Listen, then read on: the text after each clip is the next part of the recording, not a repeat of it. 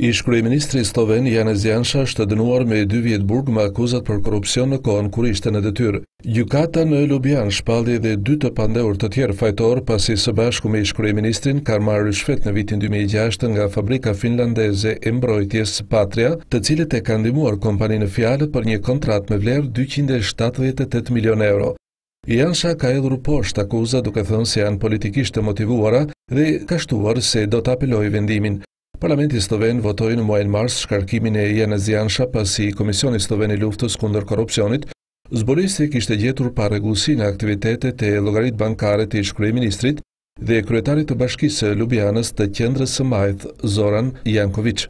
Janša ka qenë 2 herë kryeministri i Slovenisë dhe koalicioni i tij humbi shumicën në parlament në muajin janar si pasojë e këtij skandali korruptiv. Ndërkohë kryeministri e re Alenka Bratušek ka premtuar se do të jetë në gjendje për të rrëmëkëmbur bankat dhe për të shmangur borxhin ndërkombëtar pas një krize bankare që përfshiu vendin gjatë qeverisjes së paraardhësit të saj.